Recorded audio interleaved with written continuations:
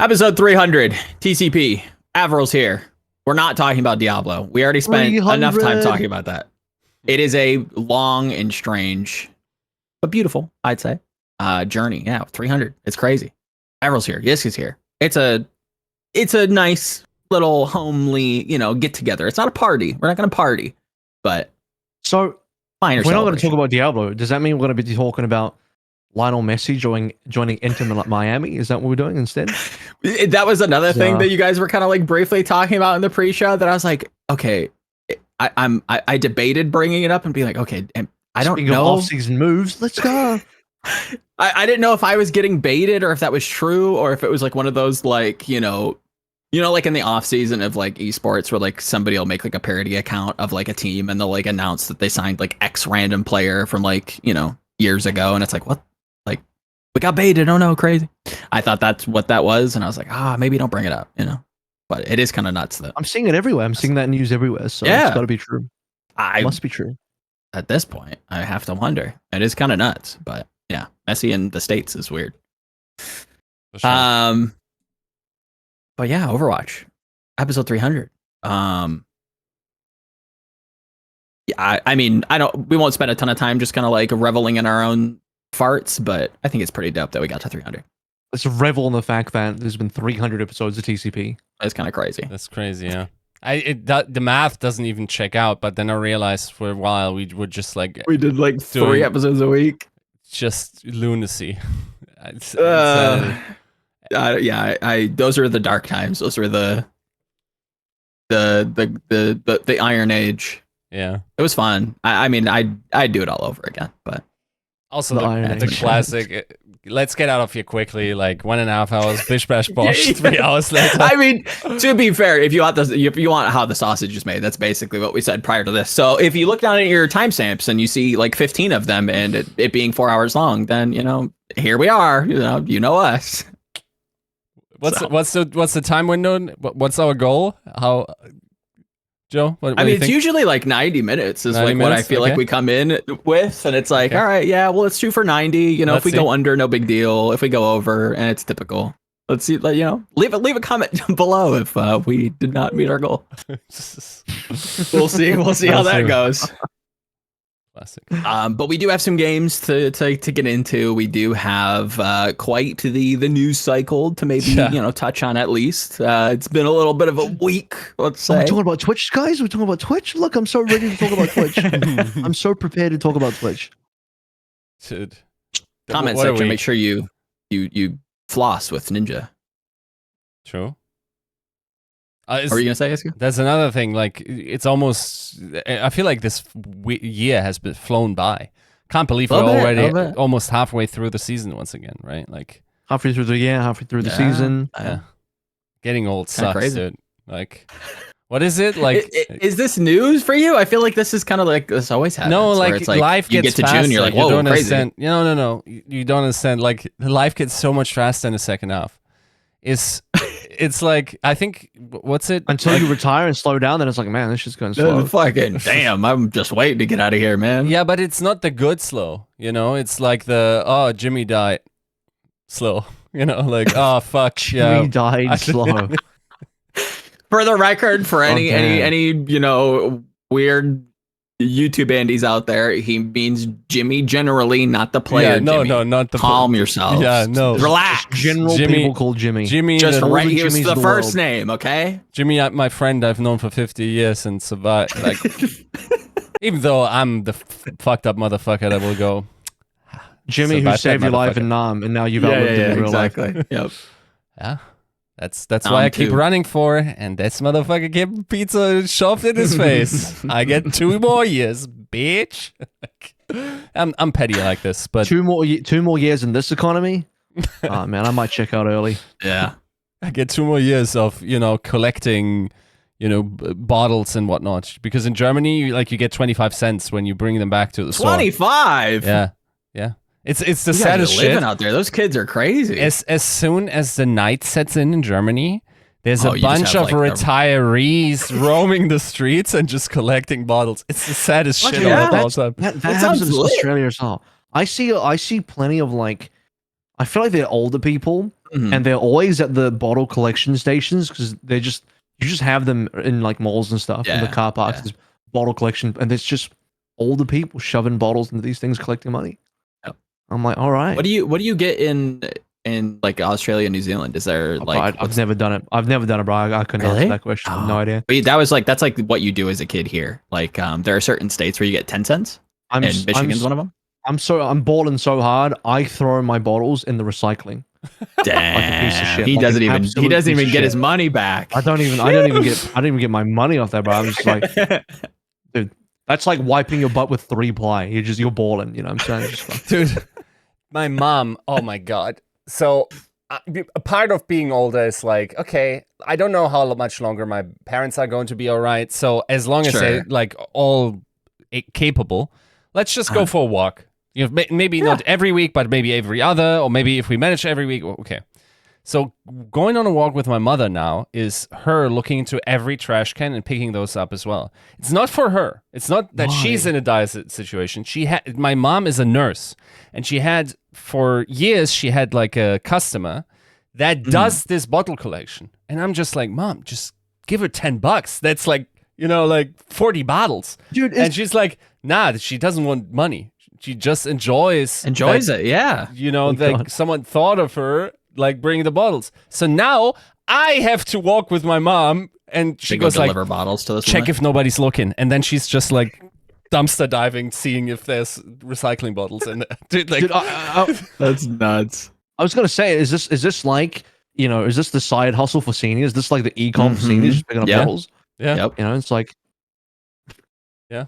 All the Zoomers are into like the online stuff, and all the seniors like, I might collect some bottles. You know, that's my side hustle. Pretty much. I mean, you're out. If you're walking, you might as well pick up a bottle or two. You know, get your backpack, fill it up. That's like $5. You just made $5 walking. I don't know. I get it. Yeah, my mom is like the type of boomer that listens to stock option like podcasts, while collecting bottles. You know, it's just it doesn't make sense. Hell yeah. Well, there are some non-bottlers, some absolute ballers, 3-ply ballers heading out to Seoul, South Korea to go compete in the Midseason Madness. And we did just finish out knockouts. We've got news. We've got maybe some loose predictions on what this bracket might be looking like. So before we get into that, we do have to thank, with a special extra little bit of love, to people who have basically kind of supported the show since, you know, the beginning. A lot of these names, you know, speaking with some of the community members for a long time, you know, doing Discord stuff, whatever. The amount of times that you kind of hear like, oh yeah, I've heard that name, or like, you know, oh, you're Picasso from like the patron read or whatever. It's kind of cool to hear and see, and it's kind of like not a sobering reminder, but like a very humbling experience to, like, you know, live vicariously through like a community. So extra special thank you to everybody who's watched the show, liked the show, shared it with a friend, all that good stuff. Very, very much warm, happy, cozy feels to all of you. But like as tradition for 300 of these godforsaken episodes, we've got to thank our patron support. So thank you to Battlecry, Refine Bean, Bronze Babu How, Picasso, Chris R34444, Kasha67, Lolshin, Porkchop Sammy, Rexane, Volmelon, Sugar High, and our YouTube members IMDRW, Brother Adam L, Sagi Fumi, Ice M Jello, Fire Element 6, AK, and Chris R. All right. So news for the week. The Overwatch League, and correct me if I'm using the verbiage incorrect, is partnering with Toronto Defiant to waive its entry fee. Is that correct? Dude, I don't know. Is that what I'm hearing? Yeah, just say it like that. I don't know. Like, it is weird, right? It just can mean everything and nothing, right? Right. What I will say is, what a Chad move to just drop that on their heads.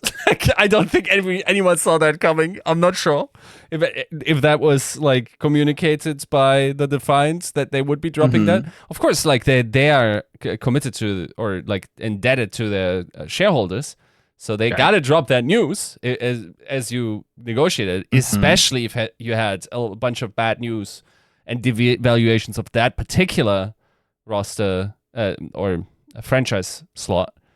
but completely chatted out of control. I don't know. I'm enjoying it. Like it's such a discrepancy between how some people in other teams tiptoe around this and just like Toronto just drops it, dude. Like they don't care. It's like we won. Yeah. I mean, respect to them. I've had my, my opinions on how Defiant does some things. But yeah, I'm here for some transparency if that's, and we've kind of heard through general, I think Adam Adamu has, talked about publicly that maybe this is more far reaching, there is like this skittishness to a lot of this. So, I, side with a lot of people who are, it's like, okay, well, let's see what happens as we learn more information. But yeah, no, that's a development, let's say. It's something. It's another hill on the ride of the Overwatch train. Yeah. I'll say that it is. That's a mountain. I mean, if Toronto are happy, then that says a lot because they've been the unhappy team. Right, exactly. They've been the extremely what's even a good word here? They've been the pissed off spouse. They've been the upset spouse this entire marriage, and they've been threatening to leave. And to be fair, talking about how well. Not really explicitly in their messaging, right? Like they were always actually relatively positive to the point where I was like, okay, their legal strategy must be either very limited or like they're talking recklessly, because they were always seemingly like very positive towards like changes, and they they were positive towards Overwatch 2 stuff originally because they spent reasonably big on 1 year heading into the Overwatch 2 season. And that was actually last year. So they spent big last year, heading into last year. But I think with how Overwatch 2's played out and how the Overwatch League's played out, probably a good reason why Toronto were a lot less happy afterwards. Yeah. And that's, I think what underlines that is in kind of what Yiska's saying is like there is like this mixed messaging between like their I think it was their quarterly reports. Correct me if I'm wrong, Eric. You're more into that sphere than I am. And hearing the gun shy comments around like, this is how the Activision Blizzard esports, products have fared. Maybe there will be business shifts around the, business model, right? Like hearing that, and then the commitment that they're publicly saying is that's not the weird. discrepancy. The discrepancy is between like I am supporting the league's decisions on every corner, but I'm also leading a law firm charge that collectively bargains with other franchises against you, and presumably they got what they wanted to a decent degree, as this implies, and as Kevin Hitt's report might add to it, is that this isn't just a deal for the Toronto Defiant, it's a deal for the entire league, right? Potentially. And okay, here we get into a territory where I feel like talking what it means is almost reckless because we don't know what it means. Right? Yeah. And I feel like, in essence, I caution, and I'm not speaking from a point of confidence of knowing where this goes. It's more, it's strange to me to see so much positive energy around this in the community. Just sounding like, oh yes, and like now we can blah blah blah. On one hand, their ability to not be too attached to this format is interesting, and they don't hate that energy. But I still like whatever comes after is the thing that makes you happy, right? Like if we transition into that or not. What's the outcome here? Yeah. Right. So, and I don't know where this goes. I have not the faintest idea where this goes. Because once again, like this might not just imply that, okay, for some teams, and I think there is a significant amount of teams that will probably say we still want to be doing something in Overwatch. But for the same amount, like there are teams that will say goodbye. And to be fair, there are teams in there that I say good riddance. Because if you take the piss for 4 years, then I don't need you in my scene. You don't want to be here that's like you probably didn't even lose money because you were so cynically in that the franchise payments, or rather the what's it called? The rev share probably covered your expenses. At least from what we know, if it was that high, like I think there's a world where the Valiant were one of the teams that didn't make at least a hefty minus, or maybe were even in the green. I'm not sure. Maybe that's also completely miscalculating this, but I don't care for these teams. Yeah, to be here. Agreed. Like, from what I heard on player streams, the Valiant hasn't even been scrimming for a couple of weeks. Yep. Yeah, I don't need you in my league. Yep, there's plenty of teams like that. That's why I'm saying, like, you know, if the fear is like, well, doesn't that mean teams can just leave? I'm like, yeah, fuck it, leave then. Like, I don't want teams in this league that don't give a fuck. They just reduce the quality of the league. They reduce the quality of the matches. Yep. They bring the league into disrepute, in my opinion. And sure, you can say that, you know, Blizzard fucked them first, and maybe that's true. But yeah, I mean, if there's no legal obligation for you to be here, then probably just go. I'd rather the entire esport take a bit of a step back, reassess its position in esports, and be like, hey, maybe we just need to, you know, not be a franchise league. Maybe we need to be, I don't want to use the word amateur, or I don't want to just say it more grassroots, but you know what I mean? Like, pull back a little bit, scale back a bit. I think that's probably healthy. No, 100%. And I think it felt like it was due for a while. I remember very specifically, like, end of year talks, you know, going into shows in the past, being like, yeah, get prepared for like a team to like look to sell. Like, obviously that being the case now feels like a pipe dream. But yeah, no, I think we've needed to kind of, you know, like you said, take a step back to move forward. That's probably the best way forward. And LCS is in the League of Legends having a very similar look, where it's like teams want to pull out. Like, franchising is not working in LCS either. I don't know if it's an American thing, because, you know, part of it was like, well, maybe Overwatch is not big enough a game, but League of Legends is still like the biggest game out there, and it's the biggest esport out there, and no one disagrees with that. And even then, like, their game is the esport struggling in NA. So I don't know. I think franchise esports could, ironically, it seems like franchise esports work maybe better outside of NA and less within NA for some reason. Actually, I don't know if that's completely true. I actually think NA is better. It's more consolidated for sponsorships. Like, I hear about problems in the EU where you know, okay, you have this giant broadcast for Europe, but your country's sponsors and what you can get there is not relevant to others and all that kind of stuff, and it's just too broad. And it's actually better to consolidate in NA. So I guess it depends. But I think for Overwatch and where the Overwatch League has been, yeah, like, this is a required step backwards that's healthy. Yep. And Toronto seem to be happy about it, so fucking, I mean, that's a start. They're clearly feeling good. Yeah, I like it. Just his energy, where it's like, okay, yeah, this is a change. We have no idea if it's positive, it's negative.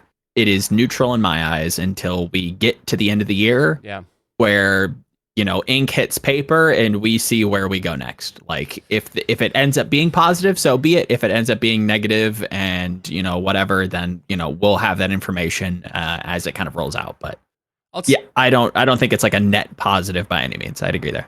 Let me just be a devil or like a negative Nancy Andy, because the energy I feel is overwhelmingly positive from the comments.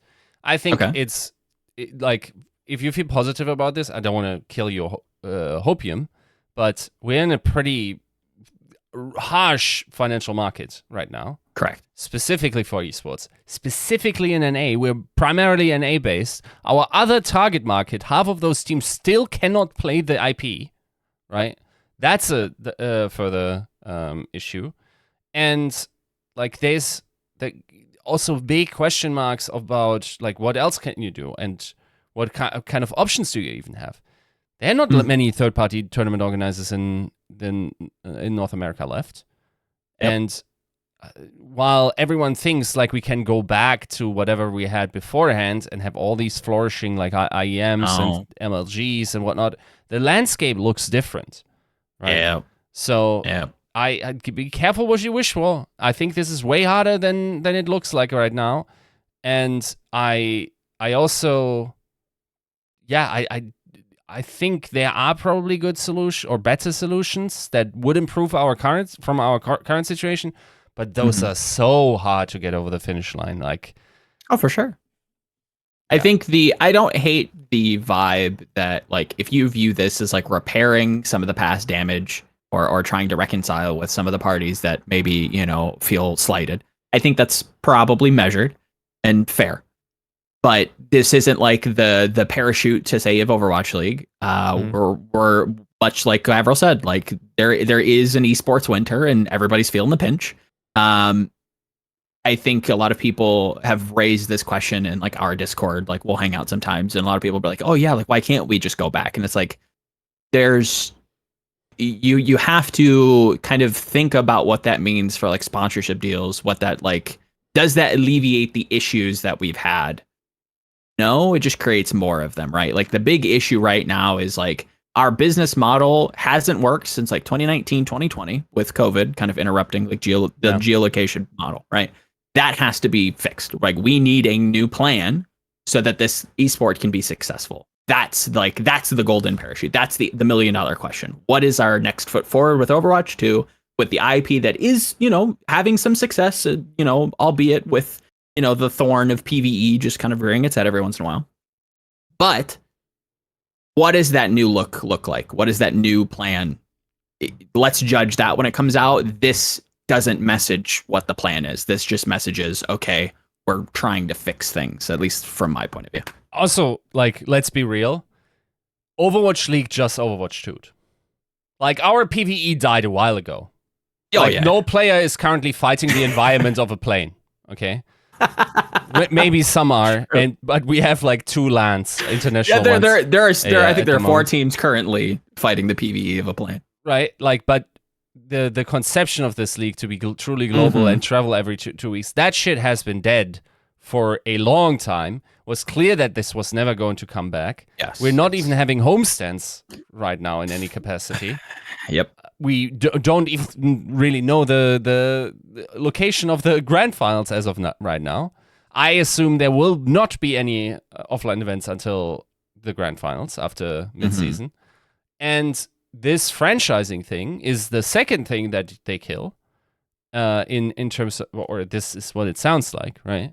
That we are now in a situation where if for you, Overwatch 2 was also PvE, or for you, Overwatch League was franchises all around the world traveling and having homestands, and you can access esports in your local markets offline, all of this is dead. Overwatch League 2 for you is dead. Yeah.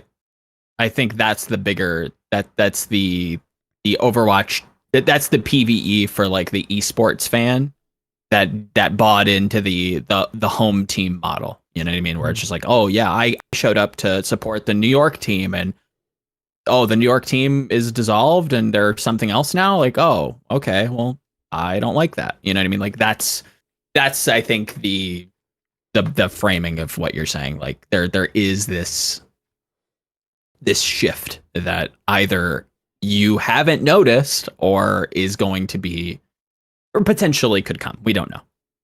And that's like the key here is that this does not signal much of anything other than trying to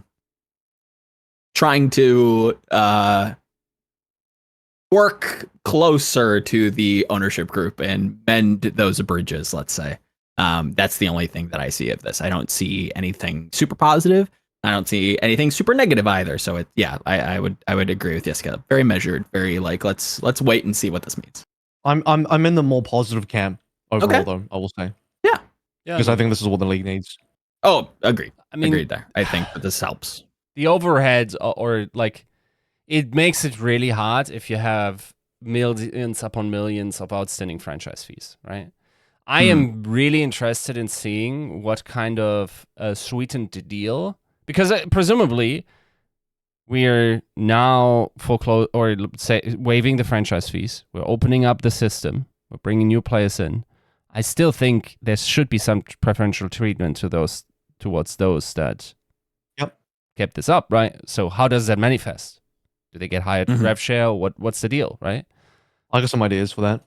And I think what needs to happen is you have to somehow. I don't think you can fully retain the value of the slots, but you can still have value in the slots by not.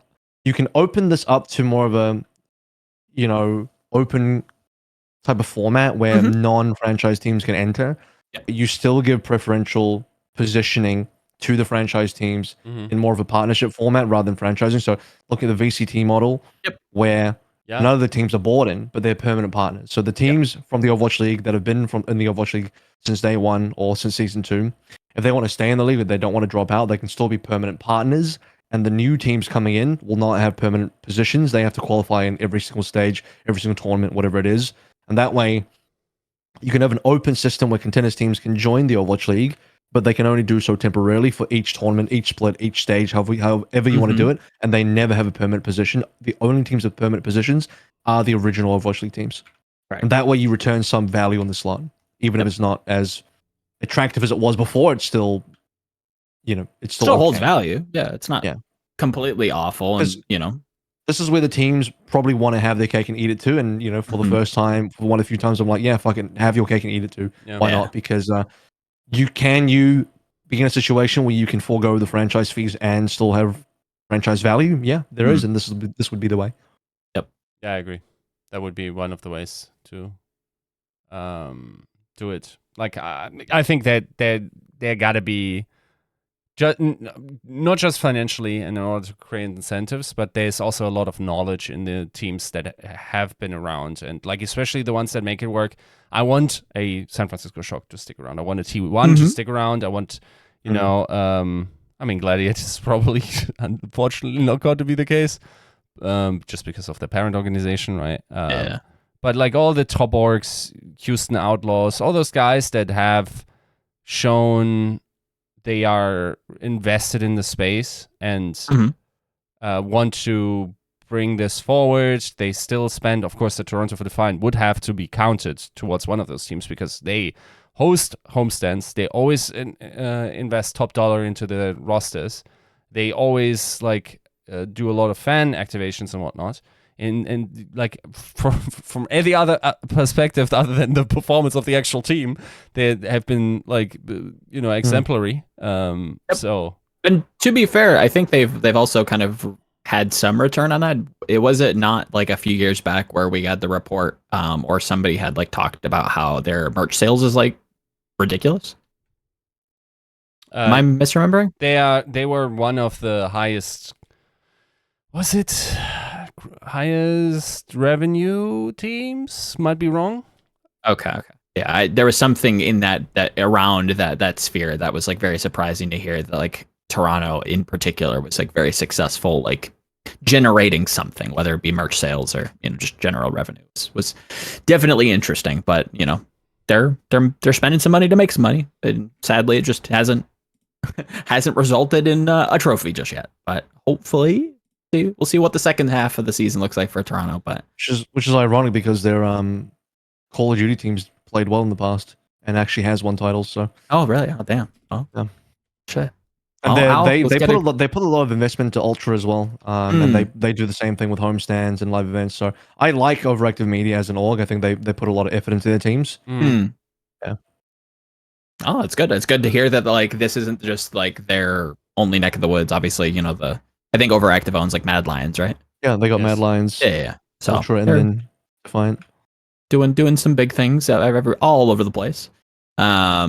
Speaking of some big things, we did get another interesting little tidbit of news from am I misremembering the owner or the operator for the Spark? Head of the Spark. Head of the Spark, okay. Could be the GM. I don't even know the position. This guy's got 50 followers on Twitter. To be fair, Chinese people don't use Twitter, so I'm not gonna. Yes, of course. Yeah. No, 100%. Somebody in a position of power at the Spark, regardless of hats, basically came out and did a little bit of an expose talking about how the ruling that they were supposed to be getting a certain seed out of APAC now has been retracted, and they've had conversations with the league and they're not budging on it. So I kind of wanted to toss this to you guys. Why are we not following our own rules? Why? What are we doing? Yeah, I don't like where this is headed. First of all, let's just be clear. The format in the East, the knockouts, the brackets was not good. That was a lot of the issues with the seeding and who gets what seed could have simply have been fixed if we had a full double elim tournament with 12 teams instead of two brackets of 6 teams playing a double elim tournament on their own. And, math-wise, if you work it out, a full double elim tournament is 22 matches. 2 separate double elim tournaments is 20 matches. It's a difference of 2 matches. Yeah. Dude, it's not even a problem with cost. You can just shove those 2 matches on the same day as some of the other broadcasts. This should have been so easy to solve. There is just no way you can tell me that doing 2 separate brackets was going to be more entertaining, more competitive, or in some way better for the teams. It's just worse all around. But given that they made a mistake on the bracket, sure. I hopefully they'll never do that again. But beyond that, it's like, well, they made not even a promise. It was written into the rules. These leaked rules. It was written into the rules that the group A or the group 1, and this is another wonky thing where like the wording they have to be specific. But group 1 is essentially group A. That was written to be the winner of that gets the first seed out of the East, out of APAC, and the winner of the second group would get the second seed. That was how the rules were written, and the league did not, they didn't hold the rules to standard. And if I'm the Spark, I'm rightfully pissed. Yeah, I mean, kind of a very brief synopsis, at least from my mind. I kind of glossary looked at it last night. Is that the Spark officials contacted the league, double check that they would be. That's the crux of the. This is what was going to happen. These are the rules. The league said yes. They double checked again at a later date. The league said yes. Don't worry. Like the top bracket gets seed 1, the bottom bracket gets seed 2. Great, awesome. Come to find out, that's not what happened, and now it's different. And they've contacted the league again. And have only gotten an apology, but not any kind of movement on what, remedying, the clerical error, as I think Sean Miller has put it. Yeah. No, actually, if someone and I assume that would be Blizzard China, confirmed twice that rule was still upheld, that is actually inexcusable at that point, right? Like, it's like, if Sean Miller's argument is that they never really intended this, and this is like an oopsie, which made it into like the one rule set, but otherwise, I don't know, they always thought it was going to happen this way. Okay, but if you then reinforce that belief several times, correct. You know what? It's just the way to do this, to just say, if you're 1, 3rd, or 5th seed in APAC, that's the only way for you to get first seed in our tournament. I don't think that sentence should ever be typed from human hands. That is atrociously bad. Okay, that the second seed can never be first seed based on the tournament, but the 3rd seed and the 5th seed can. That is crazy. That's convoluted to a definition, right? Which is again why this should have been 1 bracket, not 2. Yes. It's because implicitly you're also saying that like if you just get seeded into the bottom bracket, you have never, like you're saying, like you would never have a chance to be the higher seed. Like, what is that really saying about you? Like, are we seeding accordingly to like the strength of the reward at the end of the stretch? Like, none of it made sense. Also, keep in mind, and AVRL, correct me if I'm wrong, but this is doubly important, right? This is not just for Midseason Madness that Seoul now gets to skip 1 round and then gets to be in the bottom half of the bracket and gets to dodge Atlanta for longer. The seeding that was achieved in the knockout stages is also the important part as for playoff qualification for season playoffs. It's because it's not the regular season performance that counts towards playoff qualification in APAC. Yeah, right? It's your knockout performance. But given that, I think Hangzhou's knockout performance is they still, even if you want to argue that Infernal are the higher seed coming through, Hangzhou Spark getting a second here is still pretty good. Like, it does fuck them a little bit in that basically the way that the league is operated now, contrary to the rules, has the opposite effect. Because you just said like, oh well, so does that mean that Infernal being in Group B could never get the first seed. Well, the opposite is true in the long sense, where like, does that mean that Hangzhou could just never get the first seed either? Like now the opposite is true, right? Where Infernal are going to get the first seed, whereas if Hangzhou win their group, they just can't get the first seed because of Infernal. I mean, there you could either say, way, somebody misses out. Yeah, there you could say just do better in the regular season, right? Mm-hmm. Or even if you don't want to be honest, once again, and that kind of fuses the bracket once again, but they probably should have played that out, right? Like they should have played out. You should have decided. Match, yeah. I think. Or like even if you were going to keep those two separated brackets, if it wasn't for the fact that we only sent 2 teams from the East and we sent 3 instead, you could have had a situation where you had some bracket crossover, like you could have some tiebreaker games in there. There just could have been more done. It's just so many angles that sadly make for this to be really, really shitty. And here's the other thing as well that I want to bring out to bear in terms of putting forth my position is that the way that's actually been done probably makes more sense in terms of Seoul are on paper the better team. They should on paper have the better side of the bracket and have better seating, but that's not what was written to the rules. Yes. So I'm having to combat 2 things here, where on one hand, the end result that we currently have is probably actually better for the Midseason Madness, but it's a betrayal of the rules, and I can't stand that. Yeah. I think even if you did, and you know,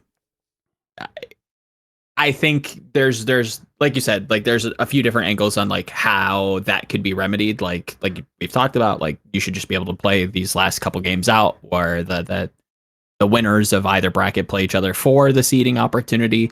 It's very likely that the Infernal, you know, beats up on the Spark and we still get the same outcome, and that's fine. It's still, you know, adhering to the rules, and that's like the big problem here is that there are rules, they are written, we should follow them. Alas, because another time. Even if you wanted to argue, well, the rules are dumb and it shouldn't be that way. If it's written, then you have to follow. Yeah, unfortunately, like at that point, it's kind of law, and you have to. Otherwise, like, don't have rules. Rules mean nothing if they're not followed. Yep. Literally worthless. We can address them if we think they're silly and should be changed either in the preseason, raise more of a stink, and, you know, figure this out. Again, you know, Eric, if I don't know if you have it preloaded, Yiska's tweet about the turbo nerds and, you know, the public rule set. But, you know, there's enough people either on these teams or in the public eye that will, you know, act on behalf of the betterment of the product to improve the rule set.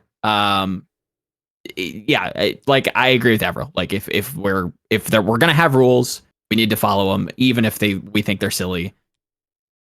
Eventually down the road, we can change them, or prior to the event, we can change them. It's more important to follow silly rules than to arbitrarily break them, because at that point, then just never have rules ever again. Right. It's just because now you're kind of setting a precedent where it's like, okay, well, you decided like it was a clerical error there. Now rules just can be flippantly broken at any point. It's like, well, what's the fucking point? Yep. It's like Sean can't say, oh, sorry, we'll follow them next time. I was like, you didn't fucking follow them this time, did you? So what does that mean? Right. And how can we even know that you are following them unless a team comes out and kind of like blows the whistle on you because we don't have a rule book? Yeah.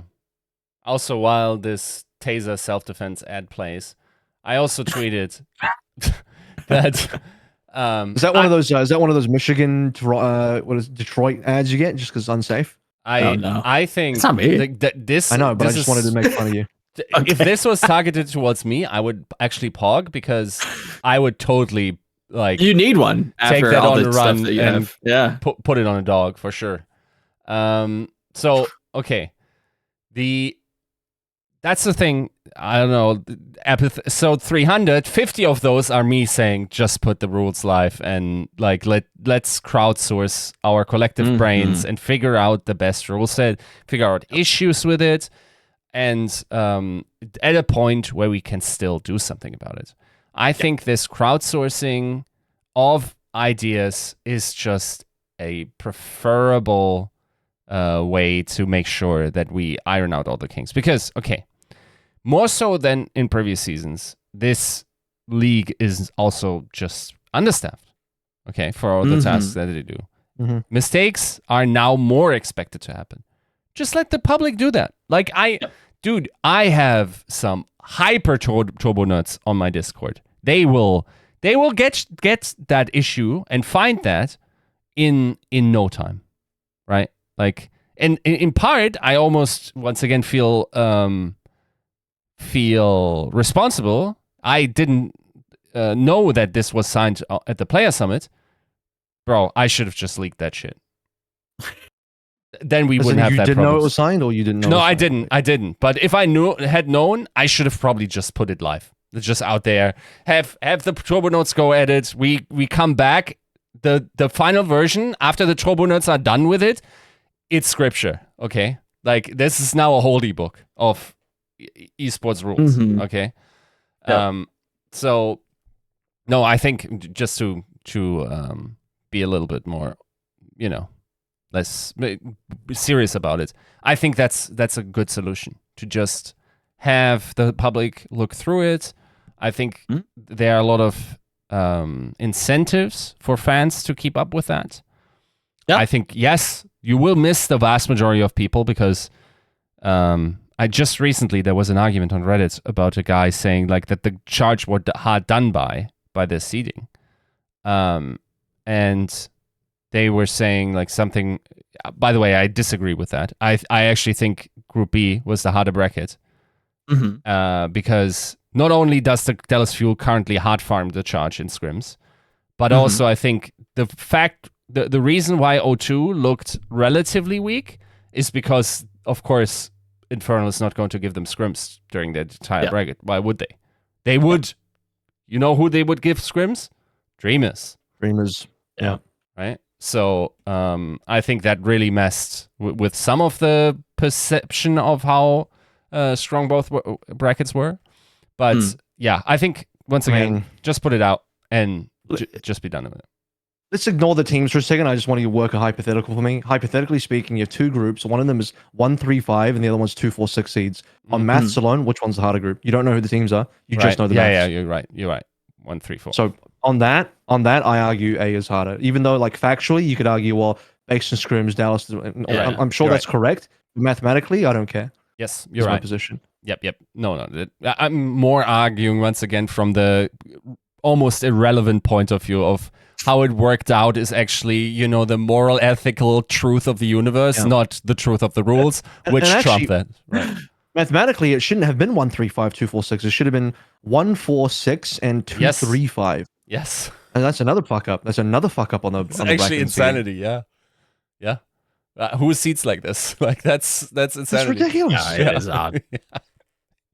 Do either of you hate the idea? And again, this is more of like, haha, Joe's doing a funny little whimsical little guide trick bit. Do you hate the idea of having like a bounty system for the rule book where it's like, all right, present your proposal to change the rules and we'll give you like a skin. We'll give you like in-store credit. No. Now you're outsourcing to the fucking fans. And that is such a bad. I was going to already argue it's a bad look for the league if they're like relying on the fans. And that would be way worse. You don't need to pay them in grass to touch. There are motherfuckers that will just do it. No, I wholeheartedly believe that. Like, I know the people you're referencing. We've talked about it, and like I know that I know that they will just get enjoyment in improving it. But like, I don't know. It feels shitty just to like, I don't know, let them just do it for free. I don't know. I feel like they should be compensated somehow. Just pay the entire world.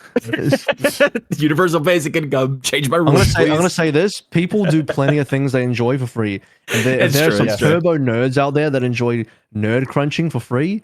They'll do it just for the enjoyment of doing it, just like you said.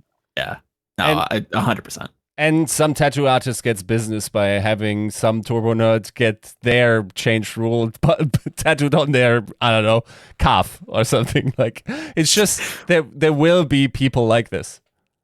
Yeah, what I've learned is that the Discord is the home of like turbo nerd Discord. So that's what you want to do. Because he attracts them, dude. He's like a little magnet. He's a turbo nerd magnet. Yeah. I said this prior to the show. Again, sausage, how it's made, guys. Pre-show talk. Yiska talks about how, why he's maybe a little bit upset with this tweet.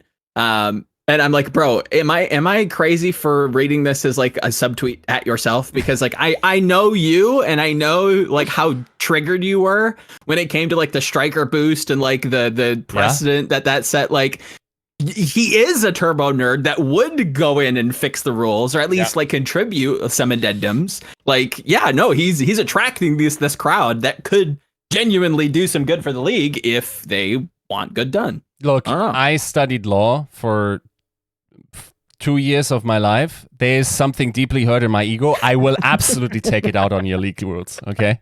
I will go to town on them. Case in point, what AVRL already said, actually the rules say Group 1 and Group 2, like the winner of Group 1 would get top seed. But the groups during, the knockout stages now were called Group A and B. Lawyered. You have your own rules, lawyer. Listen. Level with me for a second. I know at least some of you in the front office. I know at least one of you probably listen to the show. Whether you make it this far, unbeknownst to me. But you have a rules lawyer here, okay? I'm gonna advocate on behalf of Yiska. You have a rules lawyer. He knows other rules lawyers, right? They have their own rules lawyer cabal. I have worse people than me. I have the key to their dungeon. I can unlock. I can unleash them on the world. Jesus. You just say the word. You say the word and he gets it done, okay? That's all I'm saying. All right? Yiska knows people. You know who else I think is a rules turbo nerd, or at least I get the feeling. Sure. I think Baroy is one. I think Baroy needs. Baroy could also do that. And he has good ideas. Like speaking to him privately on some things, like it makes sense of what he's saying. We need somebody on the inside to advocate on behalf of like this turbo nerd cabal. Okay, like we need an in. Okay, we need an in person. If that's you, reach out to Yiska. I don't know. Yeah, figure it out. No, dude, in my mind, I'm already like, oh, imagine if that happened. We could sit in Discord and just go through, like, we could simulate the entire season. About it, and we're like pretending to be GMs and how we would interact and like one. Oh, stop! I can only get so hard. Oh. By the way, like this is not an isolated incident. Like as a result of this, maybe I'll do a report on it. Maybe I'm not sure yet, but there are other instances where the rules, as they were printed in the actual rulebook, and how they were then clarified, is just two different things. Not the same. Not just in this situation. There are other situations where this happened, and it's just true. Oh, I believe that. Yeah, like they're transformatively different rule interpretations that should never exist in that way. Yep. And again, another one of those, like, and we kind of talked about this last time AVRL was on, about the PvE and like the old guard and the old way that things were. I think this is another one of those, like, in a different way, different realm, but very much like a similar like energy where it's like, okay, there was this old set of rules and set of guidelines that we wanted to follow moving forward as we shift gears going into whatever the future of Overwatch esports looks like. Do we see that changed? Do we see, improvements made? Do we see developments, on the rules? Because again, we don't have them publicly, and I feel like it's pretty obvious that we don't. Didn't Nate Nanzer in season 1 said, and we're going to publish the rules publicly? Oh yeah. And then it just never happened. Oh, that guy. Yeah.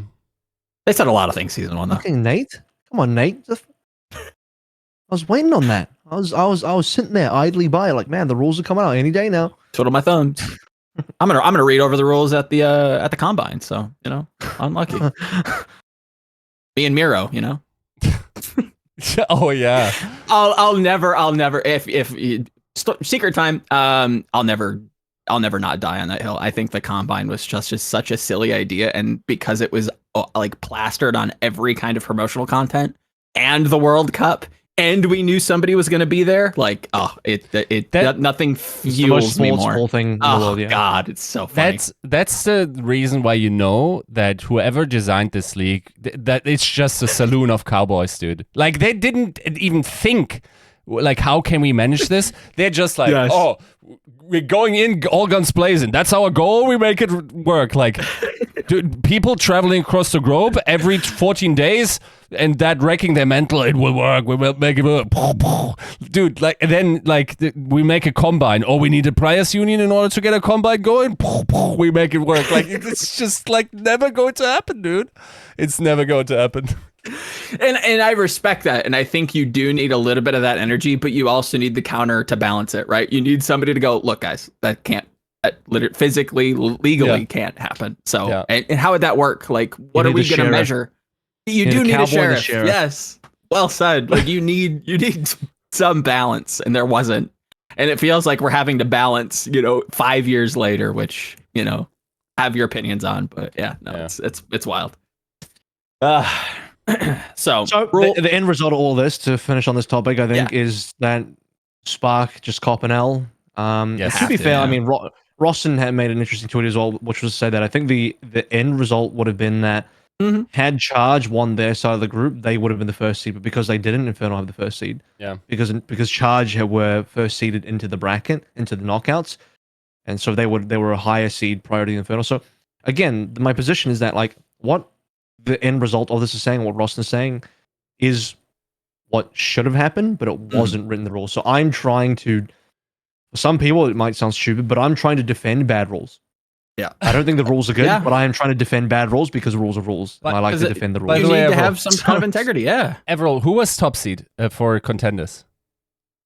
O2, right? O2, right? It's got to be O2, yeah. It had to be O2. O2 could have never been the first seed in APAC, despite being the top seed for Contenders. It was actually the better thing to be second seed from the Contender seed, because then you had the chance for first seed by those rules, right? Like, by design, yeah.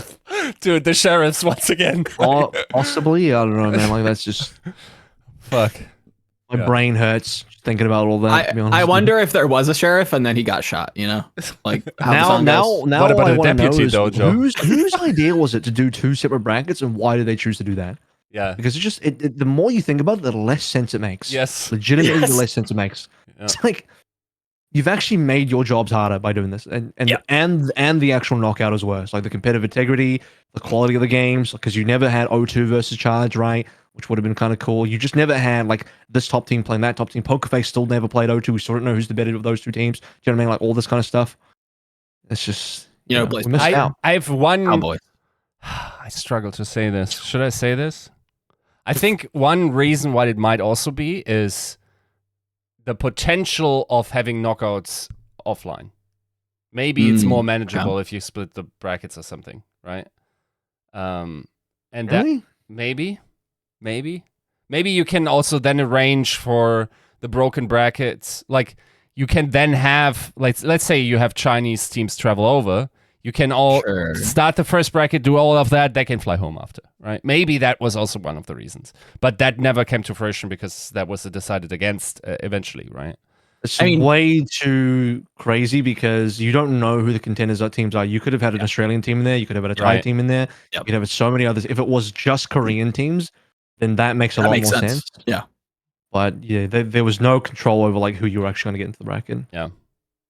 Yeah, no. And it also doesn't account for, like, the weird seeding that you guys keep bringing up, and, like, it just gets more and more convoluted. Like, yeah, you can still have live events, but that doesn't make up for the fact that, like, a contenders team that places and seeds as the second contenders team in the seeding is technically at an advantage because they have the possibility of getting the first seed as the APAC representative, whereas the first seeded contenders team has no possibility. I have a feeling that all the contenders teams are technically seeded low. So let's say, for example, Shanghai won their bracket, and O2 won their bracket. Or Dreamers won their bracket. Sure.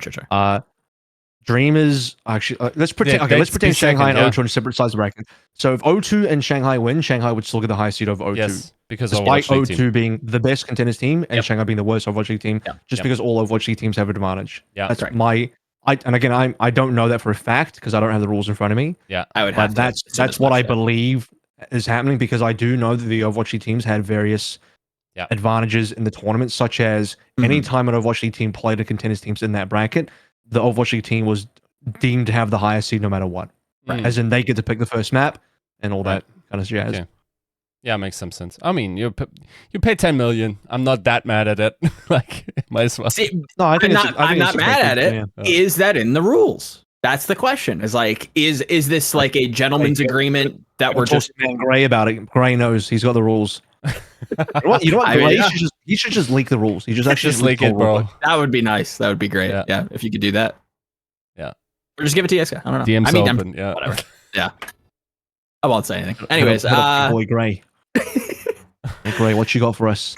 You did bring up Dreamers, a story that I think maybe NA fans that have either opinions on APAC or just can't keep up.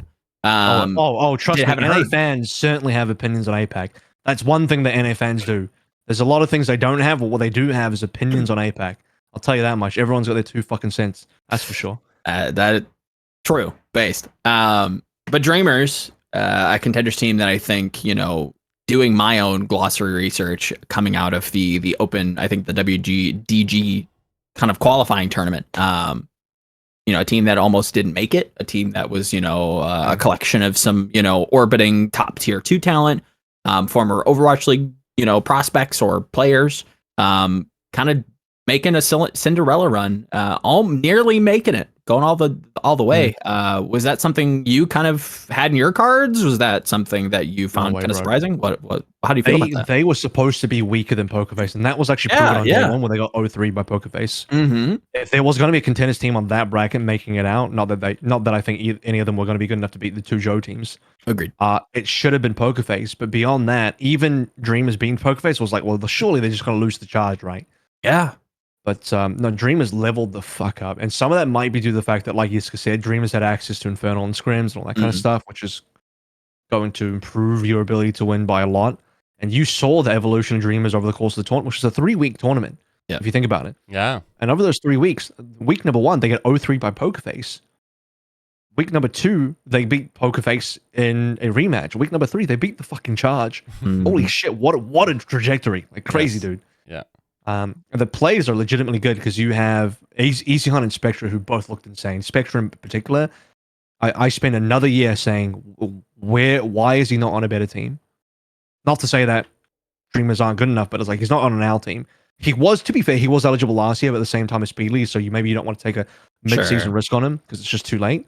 But this year, bro, he didn't get on an Overwatch League team this year. What? Dude is so good.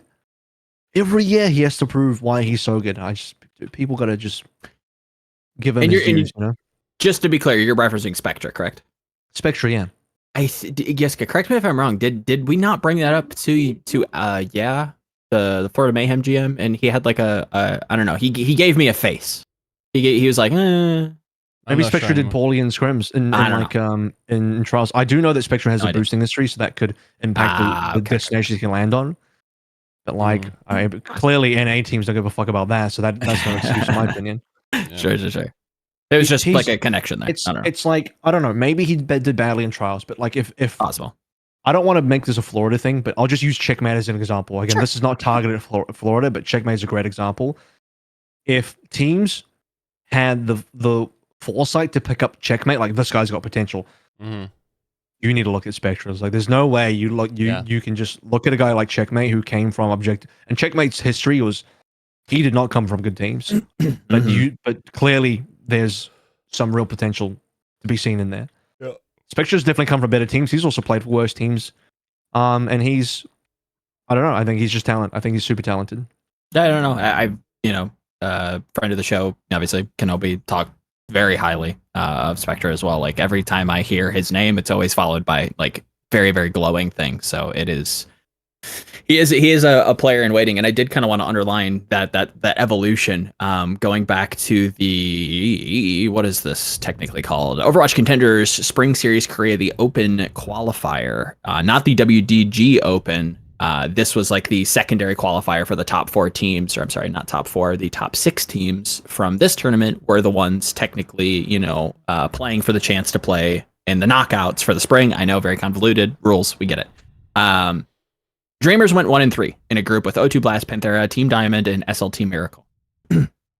1-3 team nearly made it to the Midseason Madness. That is bonkers to me.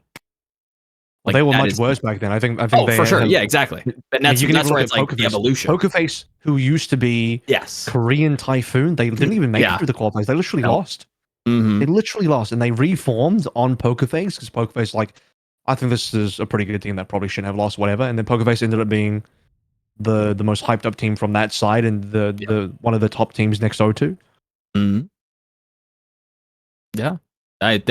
So I think that there is, how do I want to phrase this? There was this narrative, especially in like the preseason for this year in particular, that maybe the well is running dry, where like there isn't necessarily a ton of talent. And yes, there is, the cynic out there can point towards a lot of the like returning members or maybe former OWL talent playing on these teams. That's fair. But it does feel like there still is talent in Korea in particular. I can't comment elsewhere. But there is talent in Korea as exemplified from these two teams that can compete, right? I know some of the people who make comments like that, but I'll just speak generally to the people that make comments like that instead of anybody specifically. The people that say shit like that, the well is dry, those people simply have not opened up Wikipedia to take a look at the rosters. What they're doing is they're looking on lazy narratives that have been fucking, I don't know, peddled by whoever you listen to, and you've simply never opened up Wikipedia in your fucking life and taken a look at the rosters. That's it. That's all I got to say about that. Because as soon as you open up, you don't even look at contenders. Look at the knockouts alone. Check the rosters. Tell me how many Overwatch League players are on every single contenders team, including Rose, the Chinese one, not even all the Korean ones, including Rose, the Chinese one. Every single fucking roster in contenders in the knockouts for the Overwatch League, minimum 3 Overwatch League players. Minimum. That's 60% of your starting lineup Overwatch League players. Not even shit ones, like proven ones. Yeah. Right? Guys like, fucking dudes like Marvel who are still insane. Like the dude's really fucking good. Like, please come on. Yeah. Just because Soul wasted him in the past, I don't care. Like he's clearly really good. He's pounding. You can't tell me that the well is dry when you look at these teams and it's 60% Overwatch League talent that have been on teams before that are still good. Yeah. Holy shit! The well is what? Motherfucker, you've never even looked at the well. Yeah. Where you been looking? I'm hydrated. I'm fucking satiated back here. I'm like fucking. I'm drowning in how full this fucking well is. I'm drowning in this shit. You've never looked. You've never opened your damn eyes. Is my response to that. Do you think it's fair to say about every other region other than Korean? That's the thing. People who don't use your fucking eyeballs. They look at how bad NA contenders are, and they're like, "Wow, NA contenders is losing to Overwatch League teams NA hard. That means contenders must be really shit." So if the narrative then becomes, if Overwatch League teams in the East are losing to contenders teams, that must mean that the Overwatch League teams in the East are really garbage. It's like, or you can look at the rosters and understand that the contenders teams in the East are actual Overwatch League quality, every single one of them. Yeah. And especially in terms of, let's just speak of knockouts, because I'm not going to say all the contenders teams, the knockout teams. Yep. 3 out of 5, 3 out of 6 players of Overwatch League talent. Yep. That's all you need to know. Like, what else is there to argue with? Fucking simple. Like, they're all Overwatch. Compare those teams to the NA contenders. I don't want to shit on NA contenders too hard, but there's a huge difference. Yes. Look at the quality of difference. You look at Trick Room or Redbirds or some shit. And then look at O2 Blast. There's a fucking night and day difference. Get the fuck out of here. Like, you don't know what you're talking about if you think the contenders teams in APAC are somehow not stacking up. Jesus Christ. That's the problem. Like, remember last season, what was one of the best remaining contenders teams at the start of the year? Do you remember what one of the best NA contenders teams was that was still outside of it? Was Odyssey. Oh, okay, yeah. Now follow that story towards the end, and where's that Odyssey roster right now? Let's have a look. Interesting. Yeah, that's the problem, right? Cool. I think that's where people get entrenched. I was looking at who made knockouts, and it's actually quite interesting.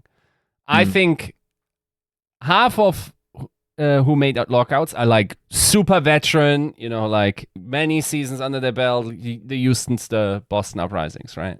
Mm-hmm. And then you have the rosters that have not rookies. There are only actually 2 rookies this year in the Midseason Madness is just Donghak and Sauna.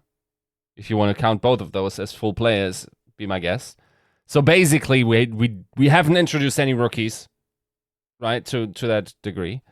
And the other pattern is that the other half of the teams have Korean contenders elite talent that came in after the NA Academy system already died, right?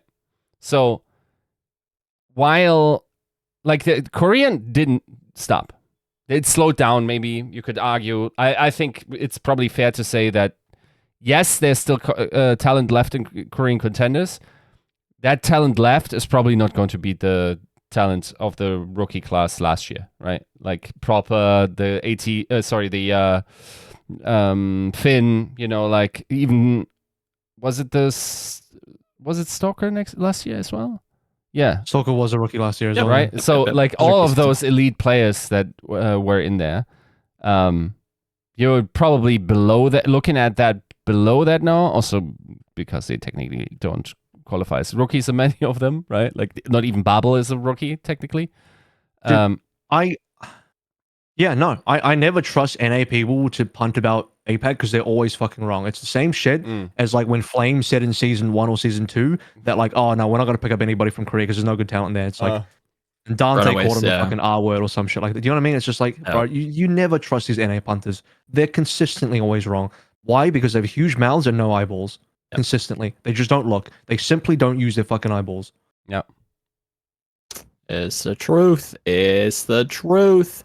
And yeah, they're like, I think even with the comment that like, we're worried about like the pipeline, like the well's dry.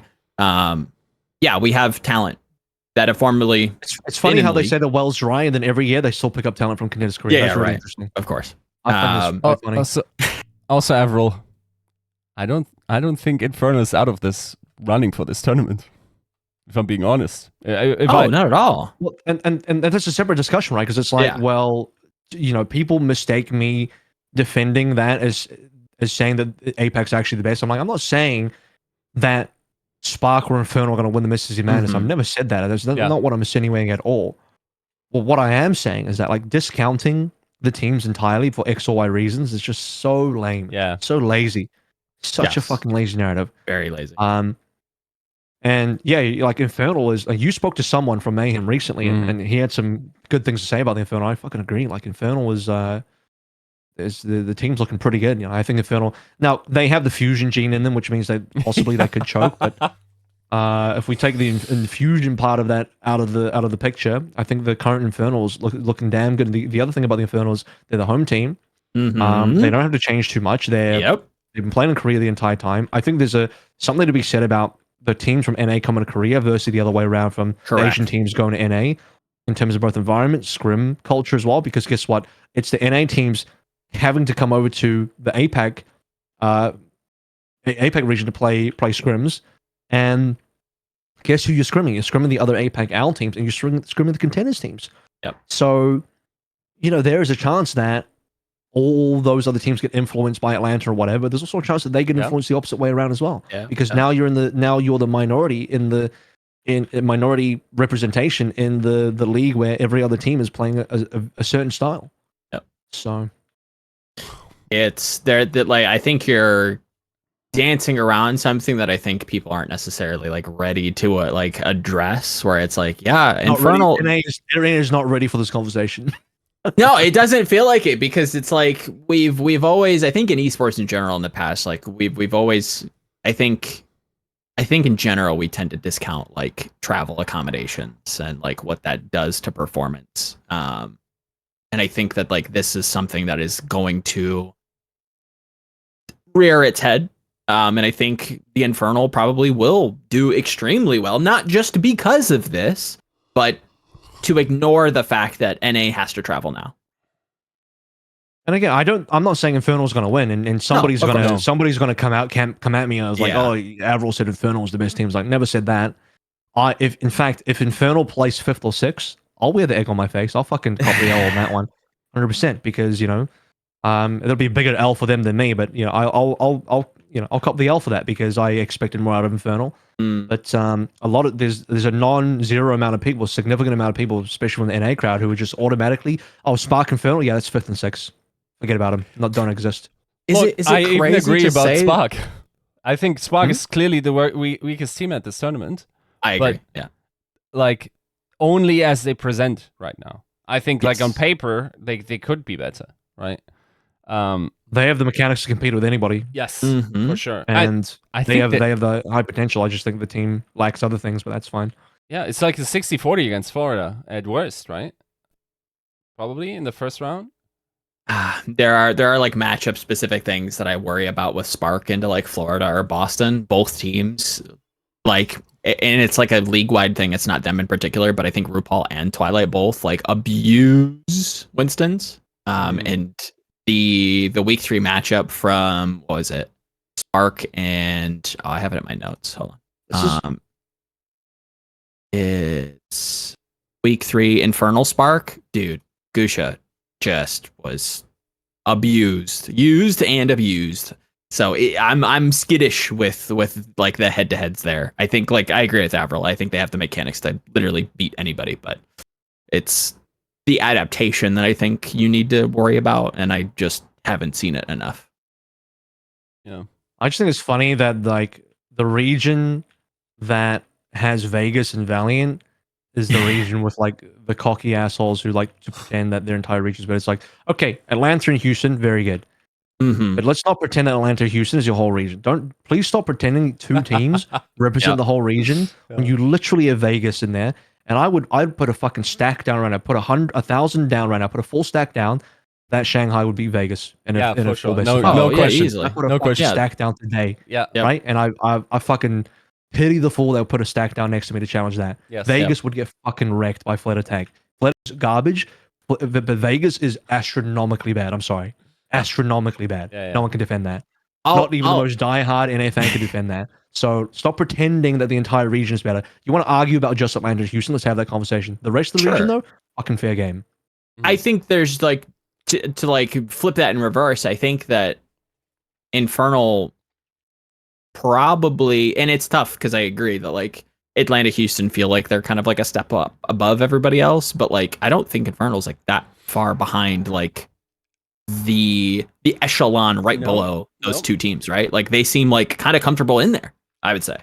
Yeah. They seem like Boston, Florida level where like they should be able to go toe to toe. And I think if anything, Infernal has shown almost like NA tendencies in APAC, which I think is always very odd. And it seems to be a very like Philadelphia fusion soul, it's something within their hearts where they like to just do like really off color things within their own regional meta. They did this years back as well. And they feel like an NA team, and I feel like they're going to match up like really well against the NA teams. I'm a little concerned for the Infernal in terms of playing in front of a crowd, because if you can shit your pants hard enough in order to lose against the Seoul Dynasty and then clap the rest of the region after, to be fair, they also beat the Dallas Fuel offline, but I think that's also an element that is not to be discarded. Yeah. I'm willing to give that a day 1, week 1, match 1 jitters kind of deal. Like the Dallas Fuel losing to Houston in front of their own fans and then winning the whole league later. Like I don't want to read too hard into like day 1 results. Land or not. And I think like the other thing about that team, Infernal, no rookies. Everyone's a veteran now. Some more than others. But there's 0 rookies. Like there's no excuses in terms of experience. T1 always provide good team cultures. Players who good Korean players always like playing in a team in Korea, and of those, your choice of Dynasty and T1, and generally players have good things to say about T1 as an org to play for, so nothing to complain about there. And I think, Yeska, that point goes kind of 2 ways too, because like a lot of not only is NA having to travel, which is going to put some stress on teams, like of course, like I don't think anybody's going to fight that opinion. Whether or not you think it's going to severely impact them remains to be seen, but when's the last time some of these NA teams have played on LAN? Yeah. We don't know, right? Well, we do know, but like it's a couple months, if not like a year ago, right? Where like Florida last time I think they played was technically in the Toronto homestand, right? On stage. That's that kind of, big bunny ears here for the audio listeners, that kind of ring rust should probably be expected to maybe dampen the performance a little bit, at least, at the start. Maybe, go shake out the jitters, like Avril's saying, maybe a couple maps here and there before you get used to the stage environment, right? It's going to take some time. It's going to take some adjustments. Soul Infernal, they've gotten that already out of their system. They have more of a they have a more near experience. I don't know how else to put it. Like they've more recently been on stage. They have had that under their belt. They know what that feels like. They can kind of recall it from memory. And yeah, it was kind of a shit your pants live stage moment.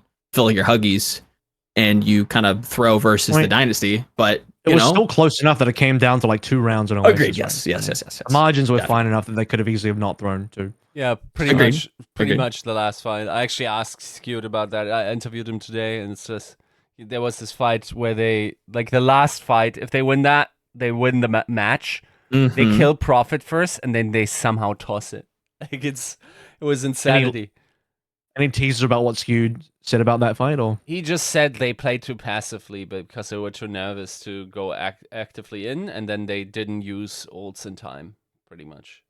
I agree with that. I feel like the opposite kind of happened. Maybe that's like a definition of passive, but like if I'm remembering that fight correctly, it felt like they were trying to like go for the throat, and then they would like back off. Like they would like, there was this one like nano boost on Mag that just seemed really awkward, and I think it was.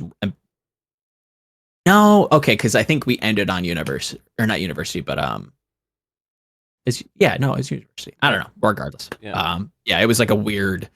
Yeah, it was a weird game. Also, like they had one hero nade that just like got Fixer to not get the nano heal shortly before he was about to. Like it was, like so much had to go wrong. Also, if you want to rewind that, I still don't understand how that pulse bomb didn't kill anyone from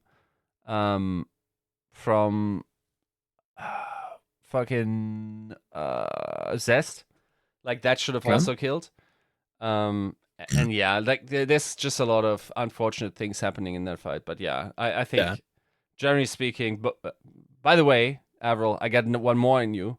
I'm pretty sure Dynasty would beat Toronto Defiant as well, and NYXL. Toronto Defiant do look pretty shocking at the moment. Yeah. I mean, Seoul Dynasty have some firepower left. There's still Prophet on there, and he's still insane no matter what. Mm-hmm. So on Tracer. I mean, and look, if they run Prophet Void, I think that's a nasty duo. It's doable. Yeah, you could get that across the line. As like blasphemous as that feels. Yeah. Here's the other thing that needs to be. I'm sick of this like, oh no, scrim diversity narrative again. Another lazy NA narrative. That was true last year, and you want to know why that was true last year? I'm pretty sure I've said this before, but of a broken record now. It was true last year because Overwatch 2's release scheduling meant that Contenders teams didn't have access to the game. Correct. And when Contenders teams finally had access to the game in the beta, they were on a different version of the game because they were playing live, and there was no like, I don't know, OPR access, whatever, or just whatever happening with the ruling and the formatting meant that Contenders played on a different patch. Regardless, the end result means the Overwatch League teams didn't get to scrim against the Contenders teams for most of last year because of both the release scheduling and then the patch mismatch throughout the entire year. So that's why there was a lack of scrim diversity, because there's only 7 teams in APAC and no access to Contenders. This year, the Contenders patch scheduling is exactly 1-to-1 aligned with the Overwatch League, and everyone's got the fucking game, which means you've now opened scrims up with everybody again. And we've already established that Contenders, especially Korean Contenders, is on the Overwatch League level in terms of ability, because those teams are stacked with Overwatch League talent anyway. So you can't argue that those are not Overwatch League teams. They're Overwatch League caliber teams.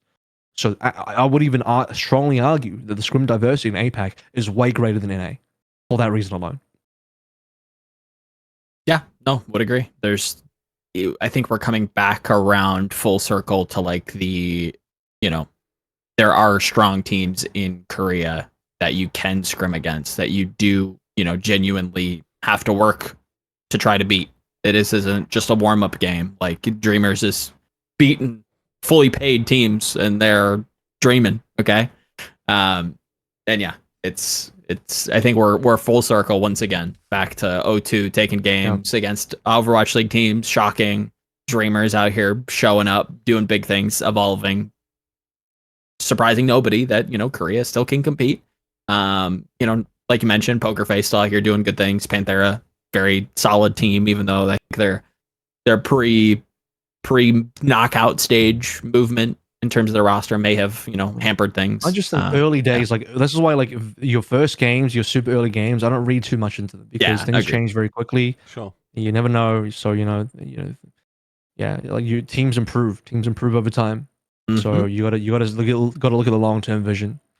Again, after all of this, it still doesn't mean that I think OPEC's gonna win mid-season, just because the money is in NA, and that's where you build the super teams. Where the money is, the best players follow. And you want to talk about super teams? Well, NA's got a bunch of those, at least a couple of those. That they do. We've got 2 of them that we've kind of danced around. Let me throw this at you guys as we kind of, you know, get to the tail end of 300. Do we just think Atlanta walks away with this? Is there a team that can kind of rival them? Everyone's going to say Houston, right? I mean, that's the easy answer. I want to see Houston and Infernal compete for that. I don't know, man. Like Atlanta, Uprising, maybe. How much are they winning because the Lip Sombra is just too different? It's just too egregious to deal with in terms of how powerful it is. Yeah. I can give you Skeut's answer. Yeah, go on. He said Atlanta are the favorites, and then it's everyone's game. I like that. I like that answer. Yeah. I wonder if there's a world where Atlanta crumble under pressure. Maybe. They've only dropped how many 1 maps so far in the season? So they're pretty flawless. Yeah. What a crazy I think there is something to, and I think Spilo kind of talked about this not too long ago, where like, you know, having Lip in NA kind of teaches people how to, you know, at least has improved like the overall Sombra performance. I don't think like Happy like really evolves like he has. If he doesn't have somebody like Lip to both like bounce off of and study in some ways. That said, it does feel so different when it comes to at least Atlanta. Like the fundamental like dive, like synergy there. Everybody seems like they're on the same page. Everybody is just like capitalizing on these hacks. Then you have Lip's mechanical performances where he can go on these, and this is something that I criticized Yaki on, you know, in these last few matches for Gladiators, just using him as an example. Going for these like solo like EMP assassinations where it's like you need very specific, you know, things to happen for you, and you need to hit very specific shots. And if you can't do that, you don't make those plays. I feel like Lip kind of pioneers that. Like he is consistently just eliminating people if you step out of line, and he like thinks he can get that assassination, he just does it. So I think there is something to that. Like, yeah, Lip's just built different. He's just a Sombra nut. He's gonna run, you know, shop. Sombra turbo nerd. Yeah, in a way. Dude, Gator's framing of Sombra was the best. It's like a non-serious hero that keeps people serious, or a non-honest hero that keeps people honest, basically. So basically like Lip is the honest keeper, right? Like he's the honest sheriff. Yeah, he's the honesty sheriff. If you fuck around, if your DPS is a little bit out of line, he'll just one clip your shit. Like it will happen, right? Like you gotta be on top. And that's the funny thing is that like people see the honesty sheriff and they're like, dang, I want to grow up to be like him. And then they try to do it and then they whiff and then they feel really bad. And now their team doesn't have an EMP. It sucks. Then you go, damn, Lip's pretty good. That's another fire quote from Gator, who went like, I feel like everyone's learning Sombra from Lip. Yes. Lip is like S tier and now everyone is catching up to B tier. I don't know. Yep. Okay. It feels like it. Yeah, that's funny. It's like Happy's the closest we have to like being kind of competitive, and I felt like Houston in that head-to-head, like, and I think they only won control, and it felt like case in part because Happy like had this like fucking heat map of like where Lip's translocators were, and like was just like hunting him. He was like, I've got a bounty and it's got Lip's name on it and I'm going to hunt. Like this motherfucker was on him. Yeah. The Houston coaching staff basically reviewed the Lip VOD and just like literally wrote down and put on it. It felt like it. Printed out a map and circled every location where Lip has ever put a translocator, and then Happy memorized those locations. Like go back. I think it's on Antarctica, and I'm always so bad at these submaps, and I think it's not Icebreaker, it's not Labs, it's the other one. Forgive me, audio listener. Yes, thank you. It's that one. I think they open control on sub level, and if you just look at the kill feed and you look at Happy's POV, he's literally not doing things in fights, just looking for the enemy translocator. Like he's just running around scouting. How and like they're fucking annoying towards Lip. Yeah, like they're investing resources into just shutting down Lip because he is that much of a bit like that. Yeah. He's that impactful, right? Like in shows in the past, Avro, you talked about like holy shit plays per minute, right? Lip, he's running the fucking gambit right now in plays per minute. Like this motherfucker's, he might even be +3 half the time, right? Like it's nuts, and it's past just his individual impact. Like the team, it's not fair to say rallies around him, but it does feel like he kind of like sets up some of these fights, and I would have to wager that he probably does have like a big part in the communication structure. Maybe you can correct me if I'm wrong after speaking to Gator. Well, the Sombra player has to, just before you speak about what Gator said, Sombra players have to be communicating information because they are the scouting masters of every single dive. They're the ones pointing out information and talking about dives the most. So you have to be a vocal Sombra player. Yeah. And it feels like that's the case because like even going back to the Pro-Am, it was like, bro, Atlanta is fucking crispy. Like they set up a dive, everybody's there, the target's dead, they move on to the next one. Like not too many teams, like maybe Houston, maybe Glides every once in a while, but like Atlanta, it was consistent, and it still feels consistent. Like they're just eliminated. Like they call a target, it dies, they move on. Like it's fast. Like you want to talk about high tempo? Like they might not shoot for volume, and maybe maybe I'm wrong there, but it doesn't feel like they need to, right? They don't need to shoot for like a fast like team fight, like turnaround time, because their team fights are just so short. Like they just decide it really fast. They get the advantage. They move on. Like they're scary. That's a tough team. I agree. And it's not like they can't, like, even if, like, let's say for instance, NA teams go to APAC and like hit scan comes back into vogue. I don't think it will, but regardless, let's say it does for the sake of arguments. It's not like Lip can't just go play Sojourn, guys. It's not like he can't go play whatever. It's not like he can't go play. There are Sojourn comps as well. Like so, exactly, you don't even have to play Sombra, and a lot of teams are like probably smartly saying like if you're just going to be a B tier Sombra, maybe it's not worth it. Yeah. The craziest thing about Lanta is, despite them already being the best team and already being stacked in terms of name value, they are then on top of that also better than the sum of their parts. Because you look at players like, I'll talk about Stalker and Dongak here. Stalker was good last year. Don't get me wrong, he was good last year, but I don't think people were like crazy about like, oh my god, this guy rookie of the year. This guy. Some people were asking like, is he as good as Proper? And I straight up said like, look, when Proper and Stalker played against each other in Contenders, it was always Proper. Which funny by the way, that comment people have like try to attack me on. I was like, oh look, because these were revisionist motherfuckers. They like to be super revisionist, as if what I said at the time wasn't fucking true. And I would even say that maybe this is a super hot take. I would even say at the time, but it's still true. If you swapped Proper and Stalker on that team, does Atlanta improve or not? Yes, probably improves. I'd say improve. Exactly. Yeah. There you go. So did I say a lie? No, I didn't. Oh. Yeah. So Stalker was good last year, but he's fucking monstrous this year. Talk about Dongak as well. Someone that in Contenders, to me, forgettable player. Coming into Atlanta in that structure, next to Lip and Stalker and Field of Chio, holy god, dude looks much better. And I think a lot of tanks, and that's, first of all, players can improve. So I'm sure Dongak has improved. He probably got accelerated improvement because he's on that team. But also it's well known that tanks look good or bad depending on the rest of the team as well. Like that's always been the case. I mean, brother, who do people think? You look at Hanbin now. Hanbin's carrying the fuck out of Dallas, and even then, sometimes it's not enough.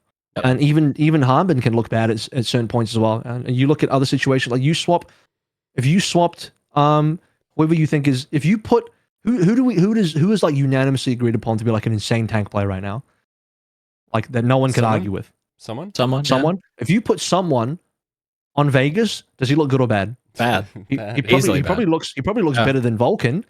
Sure. But he'll also look like a fucking feeder. He'll look like one of the worst tanks in the league because the support structure around that tank is garbage. Yep. So this is what I'm talking about. Is like tanks look much better on better teams. In the same vein.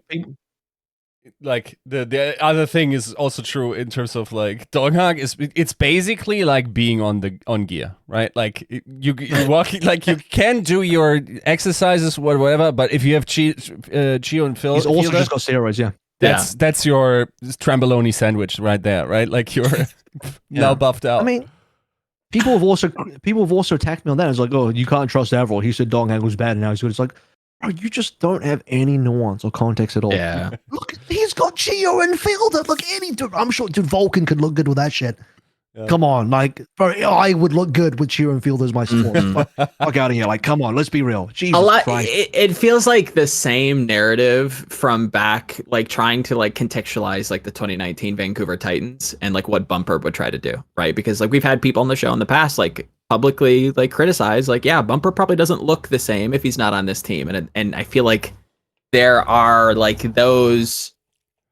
It's that same like curved meme, like the bell curve meme, where you start as like a really dumb opinion and then you have some nuance and then it kind of just like tapers out now that you have the nuance, and it still kind of results in the same thing where it's like, yeah, maybe Bumper doesn't look the same, but is he a bad tank because he's on that team? No. Is he a bad tank because he, is hyper aggressive? Maybe.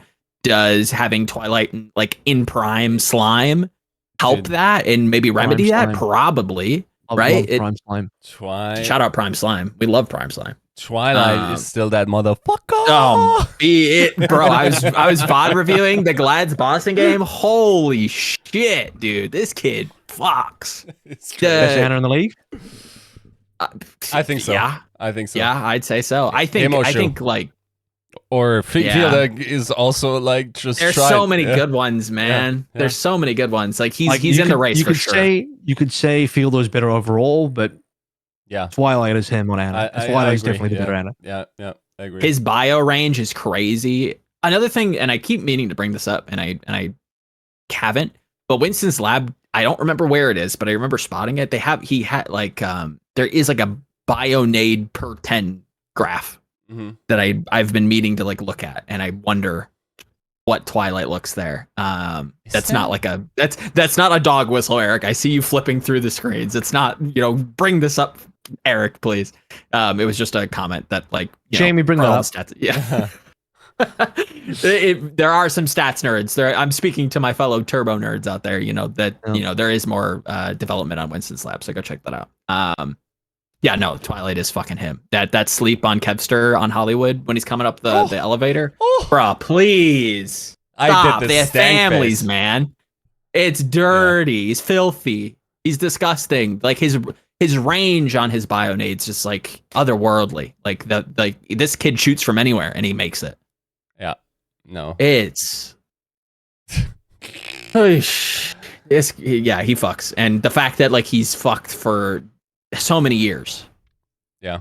Since Conbox, bro. Come on. Since he was teaming with Gamsu. Please. Crazy shit. Yeah, no. Please. He's nuts. And he's only aged like a fine wine. Like, it's crazy that Toronto last year wasn't better with this guy on the team. That's Toronto what was so frustrating, man. Yeah, Toronto looks sick. Yeah. Both Toronto and Twilight are insane currently, and they weren't, and Toronto was not a better team last year. Actually, yeah. I think that speaks to like, I think a lot of what we all kind of like sniffed out, where it's like, all right, we're not making all these curse. It's a franchise curse. I mean, at some point it can't. I mean, yes and no. I don't know. It's fucking rough for Toronto. I feel for him to some degree. But yeah, no. Twilight looks sick. I kind of little sad for Glads that they have like this resurgence, and then just back to the same old. That's a little rough. I don't know. Boston looked good. I think Boston still a little on the inconsistent side. Florida, same degree. I think a team that might have some stage jitters, if I'm going to be completely honest. Right? It felt like in their head-to-head with Glads to kind of lock up that second seed, or not the second seed, but the second wild card spot, if you want to call it that. A team that like tried to play for the win. It felt like sometimes. And it just kind of bit them. So I have to wonder if they're going to, on top of traveling, on top of being in front of an audience for the first time in a long time, if that's not going to, play a factor. So they don't have rookies in that team, though, right? I think they're pretty much all veterans. They do have all veterans, and I think that is going to help. It definitely is going to help, but I still think there's probably something to, like, if you gunned ahead and you give me Florida Infernal right now, I kind of like Infernal. Not gonna lie, and I know that's kind of blasphemous for some people, but depending on how these brackets shake out, and I believe we have them, but yeah, I think Florida. I think Boston as well, depending on how some of that goes. I think Boston might have a little bit less of this just because like they're like just fucking grizzled veterans. Like they're just old retirees at this point. Maybe they don't get affected by the stage, but the travel I have to wonder if is gonna hamper them a little bit. Plus, they're a full Korean team, so I think being in Korea is gonna be a good thing for everyone. Yeah. True. Yeah.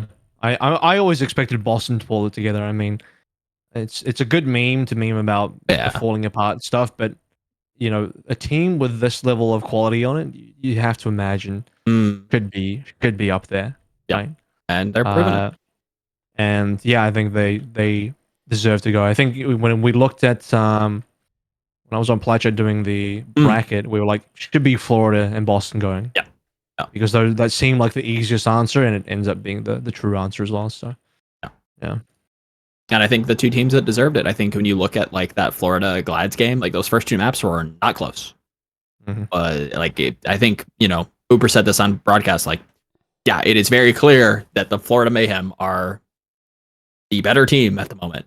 And there was some fucking around and some finding out in 4-5 or 3-4, and then map 5. Again. Florida comes out, they tighten up a little bit, and they grab that seed. So again, I think we've got some banger matches coming up. I think this is going to be, not only is this a live event, which should be must watch Overwatch. I think we have the best competitors going. And that should make for some pretty fucking entertaining games. So looking forward to it. Anything else we want to get to? If only we had 8 teams instead of 6. Agreed. Fair. I think having 2 more teams would have just made it that much sweeter, at least. Agreed. I think. But I think format, because I was thinking about the cost of the costs of travel logistics, but then there's another cost I totally forgot about: the broadcast duration and venue hire and all that kind of stuff as well. Because right now, for a 6-team bracket, they're doing it over 3 days. Very cool. If you were to make that 8 teams, would you have to add another day? If you went to 12 teams, you'd have to make it a 5-day event, right? Like, yeah, I'm starting to understand where the cost factor comes in. It's like, it's not just the cost of extra teams traveling, it's the cost of the event and how long it would take to finish the event. So, there's that. Yeah, that's definitely like something to always. It's always something to kind of keep track of, and it has to kind of sit in the back of your mind because that's not what the league wants to, where it's Lands like fuck. Be expensive. Makes it crazy when you look at the League of Legends stuff. You're like, well, hang on, how do they do like 20 it's wild. The answer is they have a month-long event is the answer to that. Yeah, and that cannot be cheap, right? And you're flying out wildcard teams, and it is expensive as fuck. It has to be a crazy expense. Like, just absurd stuff. I don't know. I'm excited to get into the midseason. It does feel wild to be halfway through. When it comes to, maybe you can correct me if I'm wrong, but am I misremembering the ruling that some of the top contenders teams save their seeds while others have to requalify? Is that correct? I can explain it now. So the way this works is the teams from this knockouts, the top 4 contenders teams, that is O2, Dreamers, Panthera, and I believe Pokerface, which leaves out some Prison and Rhodes that get knocked out. Some Prison Roads go back down to contenders, and the top 4 contenders teams that I just said, they remain in the Overwatch League regular season for the summer. Gotcha. So they will begin the qualifier stage alongside the Overwatch League teams as if it was a regular season together. And then 2 more contenders teams will be added in from the next Contenders Open. So some Prison Roads go back down to Contenders Open. they'll be joined. I can't remember if they go back to the Contenders Open or they'll go back to like Contenders proper, and then all the Contenders teams will do whatever they need to do, play another like APAC gauntlet style event where where Japan and Thailand and Australia, all those teams get to come over as well, and then the top 2 teams out of that open event then get to join the summer 10 knockouts? Teams in the summer knockouts with the other Overwatch League teams and Contenders teams. So, yeah, winning this next AL Open in the top 2, you get to straight up join the Overwatch League regular season. It's fucking insane as a prize. That is not. Kind of, circling back to like the discussion we had, previously about like how or like what, some of this news, signals. It, depending on, it's always been interesting to look at APAC and like how this looks to NA investors as maybe like a proof of concept. And I feel like this year, hopefully we'll see what, the stats look like, but it hopefully maybe paves the way for something like you mentioned previously, something like this to, be the standard for just the league. I think it's a little rough for NA because, again, the quality of NA contenders is not going to be as good as Korea. So when you talk about how competitive the games are going to look, it's definitely way better in Asia when the top Contenders Korea teams are quite, once again, literally AL teams. Yeah. But then maybe it paves the way for some Korean players like 200 MS Evolved to play on 200 MS. True. Who knows? It's not out of the realm possibility. Yeah, so you might see some collegiate teams like Redbirds in the future make AL if that's the case, which would be crazy. Would be. I think that's that's crazy. Not only just for like the collegiate esports space, but for contenders, and like that's something that your program can kind of hang their hat on. Even though you might not be the best team, just getting there, I think is nuts. The only reservation I have about that, thinking about that as a thought exercise for future esports format, is the fact that in a hypothetical world, like this probably won't happen, but hypothetically, you do have to think about it. If all the Overwatch League teams just fail and lose, and all the Contenders teams win, and then you have to try and bring them all to LAN, who shoulders that cost? Is it the Overwatch League shouldering that cost? And can they even shoulder that cost? Because that would, depending on how many teams it is, even if it's just 6, imagine you have to fly 6 Contenders teams out, and you have to do their whole logistics for them, because these Contenders teams have no obligation to have any money at all. So how does that going to work? That's probably the only like thing that needs to be navigated. something to kind of consider. I think that Yiska's just back wondering what the hell we're talking about. Pretty much. We're vamping. We're filling time. You had to pee again. Sorry. Oh, you're fine. No, we're just talking about like, what the future looks like, AVRL was clarifying, what the contenders format looks like on, which teams are staying for APAC, which teams are leaving, what it looks like for summer knockouts. Do I need to explain again for Yiska, or is he in the know already? I think he's in the know. He's knowing. He's a knower. Of course, Yiska's a knower. He's a turbo nerd. What can I say? Just German, It's in his blood. My you and Boroy, both Germans. Yep. Dude, like my mom has this allotment garden outside. Like it's not at her house. It's like a thing Germans do. Like outside, mostly outside of the city. Things Germans do. Now, sorry, dude, the law around these is insanity. Okay. Right? It recently had to be connected to a sewage canal, and they did an inspection on the degree of the sewage pipe, so it was sufficient to be connected to a garden, to the garden house. And just, I think, like when I was in law school, there was this joke that basically like the entire law text around German allotment gardens is more than all legal text that of like the United States. It is insanity how much shit you can like produce in terms of legalese around these. Eric was cutting up to why? Because we love laws. We just love them. But why? But like, what's strange is like why specifically like like an allotment garden? Why not like trash recycling or like that art? as well? Everything else as well is also just litigated to fuck. Sure. I mean, I think that's the kind of the stereotype is like highly bureaucratic and like very rules oriented is like the German. But what you're saying is that like if that joke or like, you know, offhand comment like remains true, like it seems like it's like a magnitude higher than everything else. So yes. So what you're telling me is Angela Merkel would give Hangzhou Spark the higher seed. Oh yeah, dude. Of course. Jesus Christ. She would have like profusely apologized as well for the inconvenience. There's this clip of Angela Merkel with the Queen, and the Queen is like, "You must be pretty busy." And Angela Merkel goes, "Well, I think it is my duty to be busy." It's just like the most German thing. So you're telling me on the German alignment chart, there's no neutral or like what is it? There's no neutral chaotic. It's just lawful good, lawful neutral, and lawful evil. That's it. Yeah. Everybody's lawful. Hopefully, everyone's lawful. And it's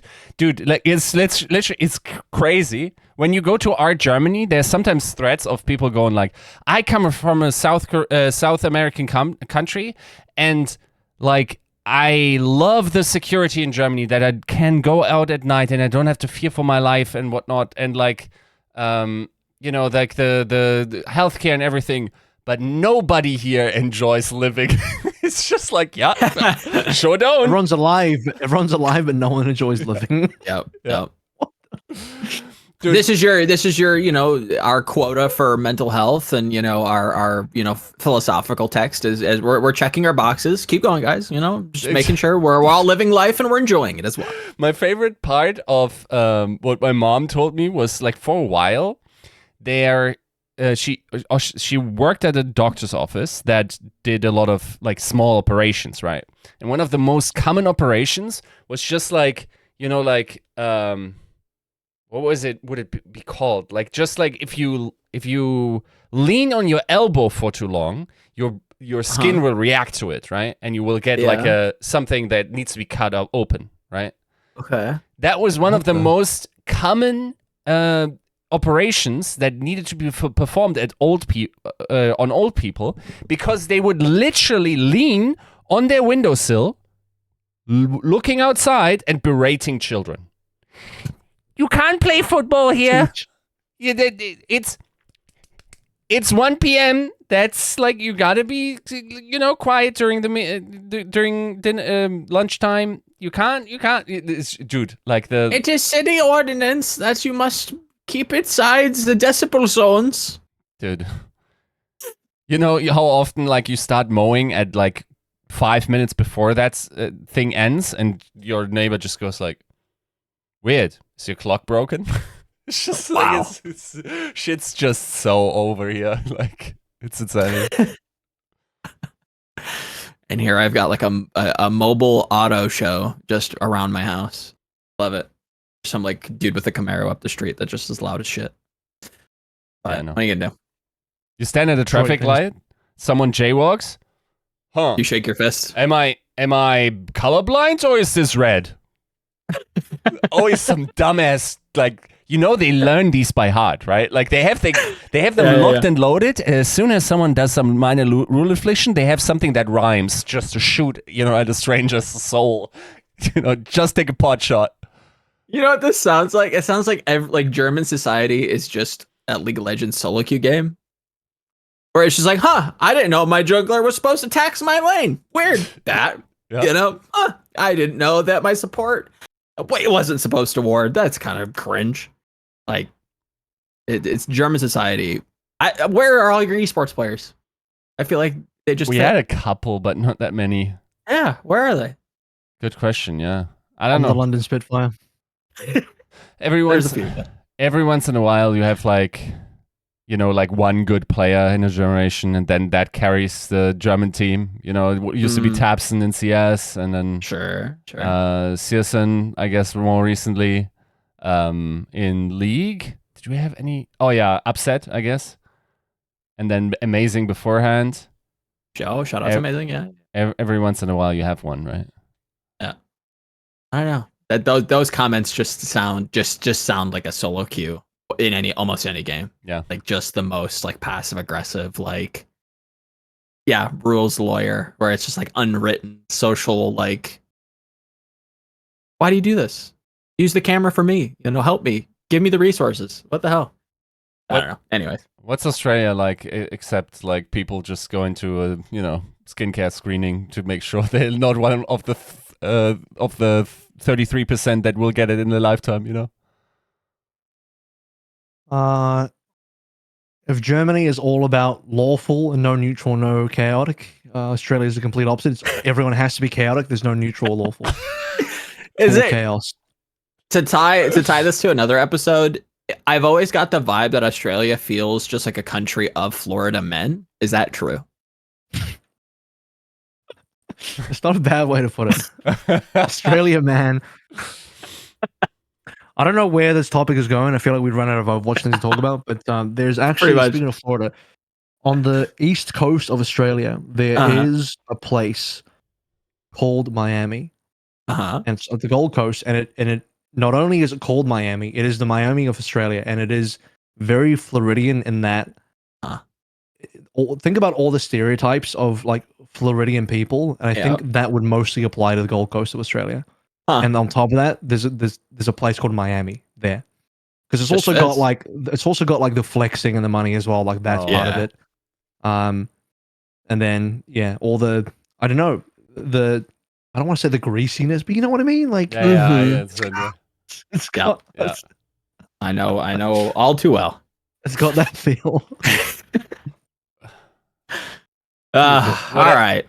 Whatever do you need, like that your people need in order to cope with that hellscape of a continent that tries to kill you every day is fair game. Even though I think that's not a thing that really is that problematic in the city, right? Oh hell no, I've not. I've seen one dangerous spider, and that's about it. Yeah, okay, it's true. And let's keep it that way. Hopefully that'll be the only one I see ever. I had an Australian put it to me a long time ago that like, we have like snakes and spiders, but you guys have like bears and like mountain lions. And mountain lions. It's like, yeah, I think I'll take these. You know what? And you also have snakes. Yeah. It's not like you don't have snakes. It's not like we don't have it. Yeah. Yeah. It's a little bit like geographical where it's like, you could run into like a scorpion in like Arizona, like for sure. Definitely. It's like not that, I don't know. It's not that different, but it feels different from like the American point of view. It's just like, that's a moose. And it's like, bro, that thing is ginormous. Yeah. We have big things. They have tiny things that have venom and poison. Anyways, episode 300. Thank you so much for supporting us, guys. We've been rambling, but here we are. When we finally get into the off season, and you guys just need to talk about some random shit. And Attack on Titan's finally over. Can't do that again. 100%. We have to come back and do an Attack on Titan wrap up. We probably should. Come and talk about. We'll talk about some random topics like aliens or some shit. We'll just do that. We'll do that for an entire off season. That's what the future of TCP looks like when Overwatch League just kicks the bucket and Blizzard just pulls the plug hot style. We're just like, all right, listen, guys. So what we're gonna do is we're gonna talk about UFOs for the next however long. Yes. So, anyways, hell yes, let's do it. That'll be our ride off into the sunset moment. I think if there has been a first alien sighting already done, it has to be Shadowburn and his stance. That probably qualifies. That's a throwback. I see. I would have said maybe Malik and Siegel's handshake could have been like two AIs like miscomputing each other, sure, and just like fumbling, like they're just like that's the Illuminati, like Hollywood taking over. But I don't know. Shadowburn's dance was pretty legendary. What else? I can't think of anybody else that's just the oddity, the oddness of everything. We just did him dirty back then. We did him like we pretended like it looks cool. A generation lied to him. It's hella cringe. We peaked at what's the name of this event again? We peaked at the Turner event. I just know who ran it. Yeah, I know who ran it, but I can't remember the name of the event. Oh shoot. I miss Turner. They're good. That studio is sick. The whole production for that tournament was fucking awesome. The good old days. All right, we're getting out of here. AVRL, speak to your people. Where can people find you? What's going on? What are we doing? You can find me in Kyrgyzstan trying to finish Act 4. Based. As I level up to level 50 today. That's where I'm headed to. Same. Big same. Gonna be real with you. The only downside of Kyrgyzstan is like, man, there's a lot of desert here. Yeah. The rest of the entire map's like, oh, look how intricate this map is, all the different ways the map is out. And then Kyrgyzstan's like, wow, 50% of this is desert. Okay. Yeah. That's the only zone I unironically like enjoy mounting through. Mm-hmm. Where I'm just like, yeah, I don't want to be here. I don't even have a mount. I'm not far enough in the story to get a mount. You're close. You're very close. Yeah. Oh, thank God. Please give me a mount. You're very close. Yeah. All right. Yeska, what's coming up? Got the skewed interview recorded. My video editor, Elliot, is currently on vacation. Well-earned vacation too. So we're probably going to put that out next week. I am trying to catch a lot of interviews next week. Especially also, I'm not sure what the situation is like with the teams that didn't go. I'd love to also interview those. I think I'll keep my ear to the ground. Like everyone, I don't know any of the specifics, but everyone tells me teams are making changes in the midseason. Those that need to. I haven't heard any like particular moves, so I'm keeping my ear. There's been a lot of contenders players that have announced their LFTs. So, oof, what's going on there? Yep. Which is crazy because even if they don't make it to teams, those teams are guaranteed Overwatch League spots in summer. Yep. So they're still playing. Yeah. They're just trying to get better offers, which is fine. Paid. Yeah. They deserve it. So, yes, exact interviews. I've got a couple coming up, so stay tuned to GG Recon. That said, though, thank you, Ever, for coming on and celebrating 300 with us and talking some stuff. Mid-season's coming up. We will be doing a mid-season episode. I don't know what that looks like yet. We'll figure it out.